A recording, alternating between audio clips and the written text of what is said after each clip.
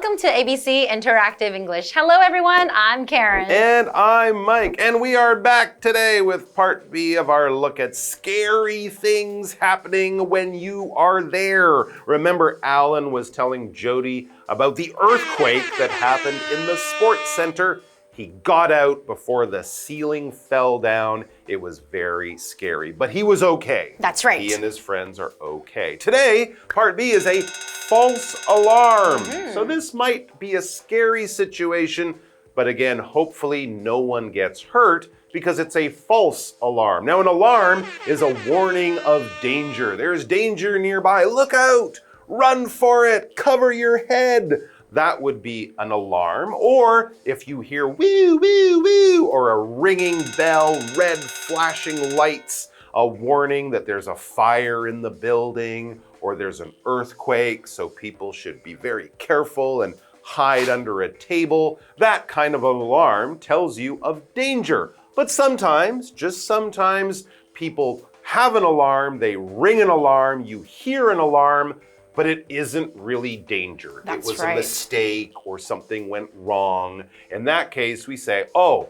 phew, it's a false alarm. We thought it was danger, but it's not. Now, this can happen by accident, or it can happen just because people think they see something, but it turns out to be not so dangerous. Well, speaking of false alarms, you know, the other day I was in the washroom in the MRT station and the alarm went off. Right, and I was really scared because I thought maybe somebody had a heart attack inside one of the stalls. Right. So when I was washing my hands, some people were coming in just to check, and then it was a false alarm.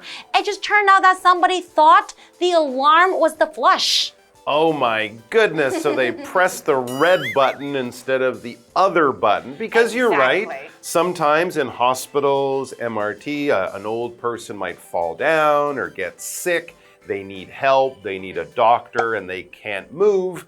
In that case, it would be an alarm, but maybe sometimes people push the button by accident. That would be your false alarm. So let's see what's going on, what might have gone on, what did go on, and hopefully everyone will be safe at the end. Let's check it out.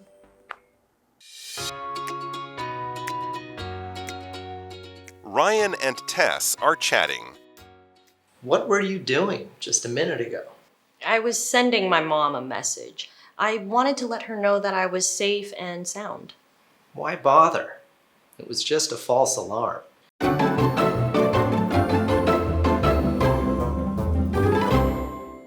So today we are looking at part B of our dialogue called A False Alarm.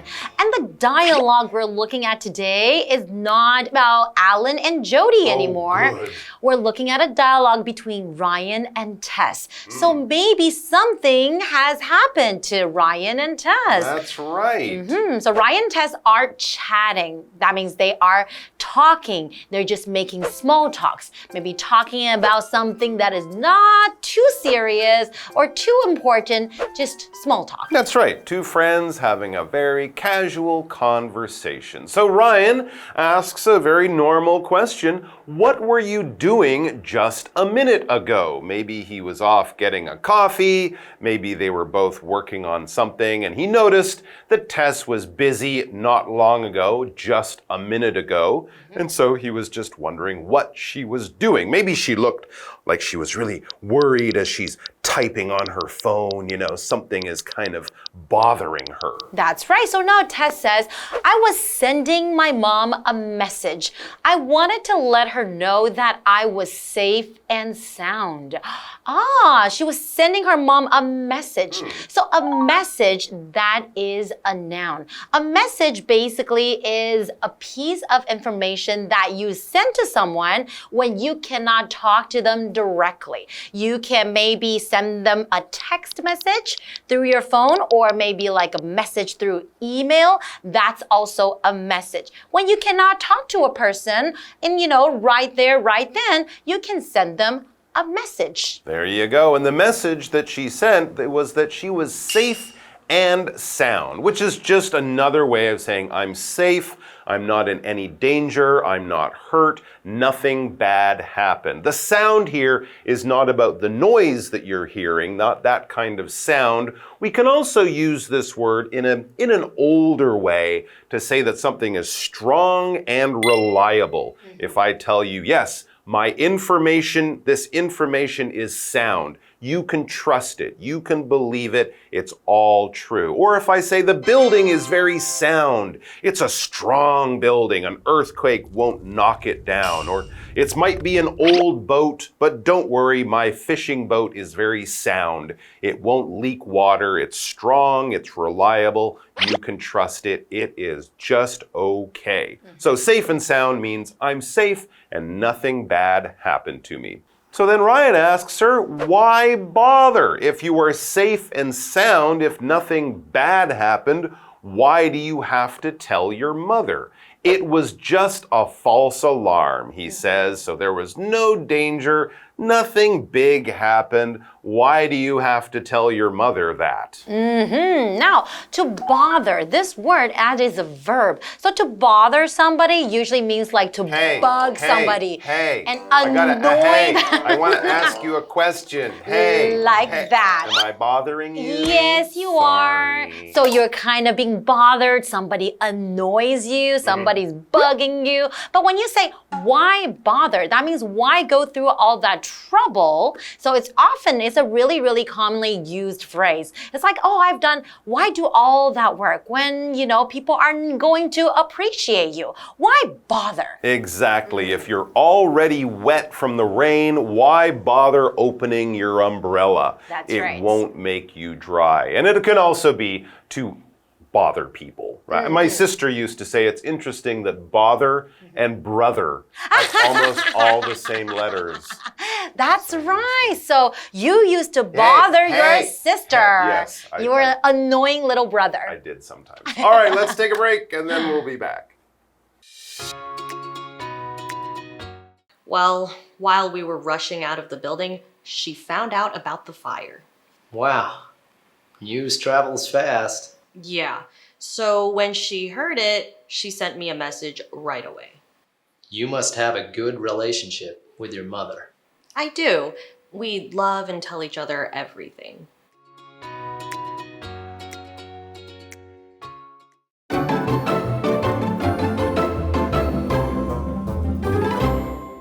All right, we are back with Ryan and Tess, who are having a conversation. Now, they're fine. Nothing bad happened to them. But Tess was sending a phone message to her mom saying that she was safe and sound. She was in no danger. Ryan kind of said, why are you telling her you're in no danger? You were in no danger. So why bother telling her you're safe? Exactly. And now Tess says, well, while we were rushing out of the building, she found out about the fire. Okay, so it is important to let her mother know, because if the mother knows about the fire, of course, she's going to be really, really worried. You don't want her to worry too much, right?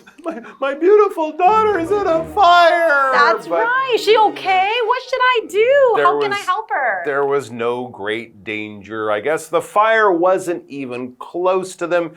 And most important, they rushed out of the building. When you rush, you go quickly. That's basically what we're meaning. You're moving quickly. And probably not moving quickly like driving a car fast. Your body is moving quickly. Your mind is moving quickly. You're doing things quickly.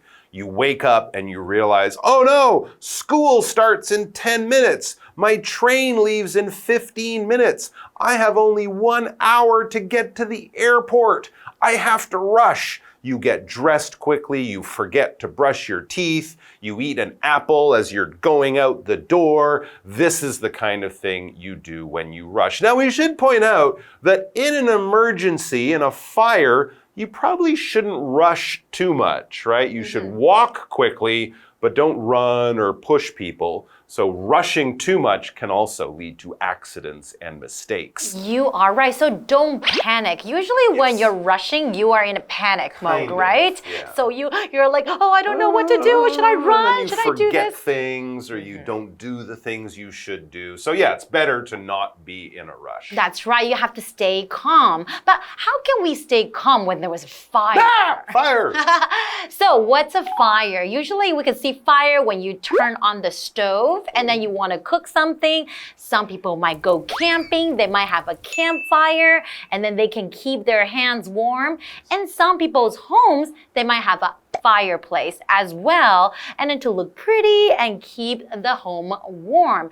But when there's a fire in the building, then you have to be very careful because it can be very dangerous, right? It can be. It can kill people. And of course, you don't want to be in the building when there is a fire there, if it's, a dangerous fire that is out of control. That's when you rush safely out of the building. Anyways, back to the conversation. Ryan, he says, wow, news travels fast. He's surprised that Tess's mom heard about the fire so quickly. News travels fast means I'm surprised you got this information. It only happened 20 minutes ago or something like that. That's right. And now Tess says, yeah. So when she heard it, she sent me a message right away. And of course, if a mother hears that about, her daughter, of course, she wants to make sure that her daughter is okay. So she quickly sends Tess a message. Are you okay? Are you out of the building? You have to keep yourself safe. All the things that a mother would say. Exactly. News travels fast, but bad news travels even faster. So back to the conversation, Ryan says, you must have a good relationship with your mother. She cares if you are alive or not. That's a good... No, that's very nice for her mother to be very worried about her so quickly and to send her a message. She clearly shows that her mother cares about her very much. Exactly. And now Tess says, I do. We love and tell each other everything. That is very, very sweet to have that kind of relationship with your mother because not everyone has that kind of close relationship. Some people might be scared to tell their mom things. They think their moms might get angry at them or they might criticize them, telling them what is okay, what is not okay. But when you love to share everything that's happening in your life, you have a good relationship with your mother. That's right. Relationships are your connection to the people around you, usually your family, your friends, the people you work with, study with, things like that. Often we put another word with the relationship. We have a working relationship. I have other relationships with my wife, with my family, with my friends. And you can also say, oh, we have a very good relationship. We have a very close relationship. We tell each other everything. We have a very distant relationship. I send them a Christmas card once a year. That's all. So these different connections can come in different forms. They can be good. They can be not so good. And of course, relationships also change over the years, right? You are right. As you get older. But those connections, your connection with the people around you is your relationship of whatever kind. So there you go, guys. Thanks for joining us. We wish you all the best with your relationships and all the best luck in staying away from fires. Don't have a good relationship with dangerous fires. That's right. Keep yourself safe. It's a bad relationship to have. Take care, everyone. And we'll see you next time. Bye-bye. Bye-bye.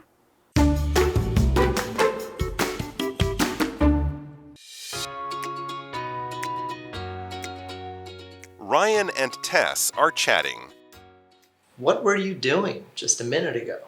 I was sending my mom a message. I wanted to let her know that I was safe and sound.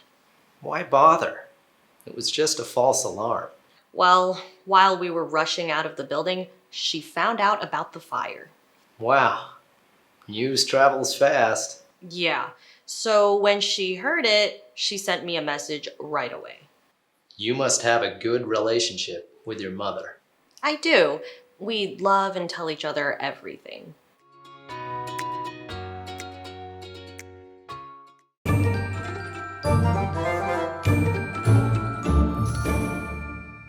Hi, I'm Tina. 我们来看这一课的重点单字。第一个 message 名词，讯息。I got a message from my friend this morning. 今天早上我收到了朋友的讯息。下一个单字 bother 动词，费心。Why bother 指的就是何必呢？ Don't bother washing the dishes. I'll do it later. 不用麻烦你洗碗，我晚点会洗。下一个单字 rush 动词，冲，奔。We need to rush to the airport if we want to catch our flight. 如果我们想要赶上飞机，就必须赶快去机场。最后一个单字 fire 名词，火灾。The fire in the forest spread quickly. 森林火势迅速扩散。接着我们来看重点文法。第一个 safe and sound 平安无事，安然无恙。Sound 在这里是一个形容词，意思是无损伤的、健全的。我们来看看这个例句。Don't worry, we made it through the storm safe and sound. 别担心，我们平安度过暴风雨。Make it through 指的是经历病痛或灾难后幸存，或者是顺利度过。下一个文法 right away 立刻马上，这是一个副词片语。我们来看看这个例句。I'll finish this task right away. 我会马上完成这个任务。最后一个文法 must 加动词，想必怎么样。Must 是助动词，意思是一定，想必。在这里用于描述极可能发生的事，它的后面必须接原形动词。我们来看看这个例句。Judy must be busy if she hasn't responded to your message yet. 如果 Judy 还没回复你的讯息，想必她很忙。Respond 指的是回复。以上就是这一课的重点单字跟文法，回去记得复习哦。我们下一课再见，拜拜。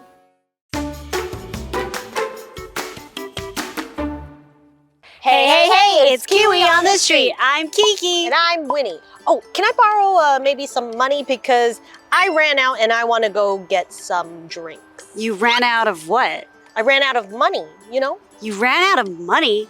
Your money got up and ran away? No, that's a phrase and it basically means I don't have any money on me right now. Ah, okay. Does that mean we're going to be working on phrases today? Sure does. All right, let's go check it out. So our first phrase is 社交高手, social bee or social butterfly?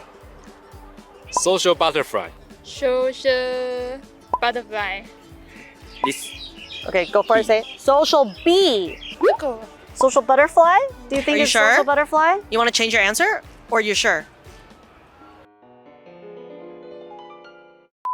Social butterfly. Social butterfly. Social butterfly. Are you a social butterfly? No. No, you seem like a social butterfly. That is correct. Let's check out another phrase. 承认犯错. Eat crow. Maybe eat pigeon. Pigeon? Eat crow. 承认犯错. Eat crows. Eat pigeon. Eat pigeon? I'm sorry, it's eat crow. That one was hard though. Okay, so what have we learned today? We learned a couple of phrases today, so let's find out a little bit more about them. The first one is social butterfly. It's used to describe a person that likes to make friends with people. They are able to get along with people from different walks of life. Just like butterflies flying from one flower to another. They are also often thought of as people who like to go to a lot of different social events and they enjoy the company of others.